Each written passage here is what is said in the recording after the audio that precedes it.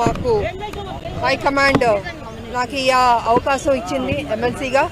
తప్పకుండా నా తెలంగాణలో ఇంకా పనిచేస్తాను, చిత్తశుద్ధితో పనిచేస్తానని కూడా ఈ సందర్భంగా తెలియజేసుకుంటున్నాను. ఎందుకంటే కొంతమంది అపోజిషన్లో ఉన్నవాళ్ళు ఎన్ని రకాల ఇబ్బంది పెట్టాలో మా ప్రభుత్వాన్ని పెడుతున్నారు. అయినా మా ముఖ్యమంత్రి గారు దాన్ని తిప్పి కొడుతున్నారు, మంత్రులు తిప్పి కొడుతున్నారు, మా కార్యకర్తలు తిప్పి కొడుతున్నారు. వీళ్ళ ఆటలు చెల్లవు.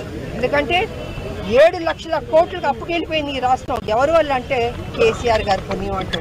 మరి ఇంత 7 లక్షల కోట్లకు అప్పుకెళ్ళిన రాష్ట్రాన్ని సెటిల్ చేయాలంటే డెఫినెట్గా టైం పడుతుంది. ఓవర్ నైట్లో అది అద్భుతాలు జరగాలంటే కుదరదు. ఖజానా మొత్తం ఖాళీ చేశాడు.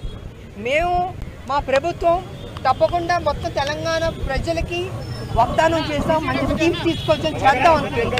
కానీ ఇక్కడ ఖజానా చూసాం ఖాళీ చేశారు. అయినా ముఖ్యమంత్రి గారు కింద మీద పడన్నా దానికి ఫుల్ఫిల్ చేయాలి. ఏ ప్రామిసెస్ చేసాం మనం తెలంగాణ ప్రజలకి అది ఫుల్ఫిల్ చేయాలన్న ఒక దృఢ సంకల్పంతో మంచి మనసుతోటి ఆయన మ్యాక్సిమం ట్రై చేస్తున్నాడు.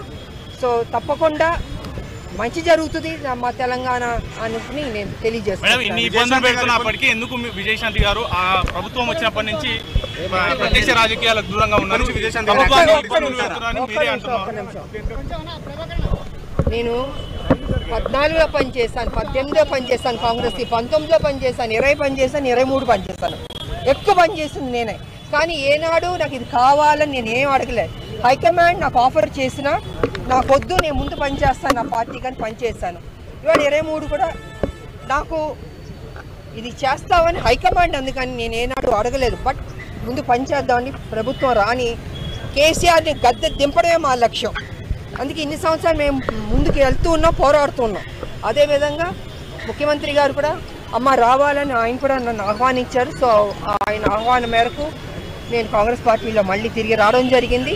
అండ్ 23 ఎన్నికల్లో నేను ప్రచారం చేశాను, పనిచేశాను.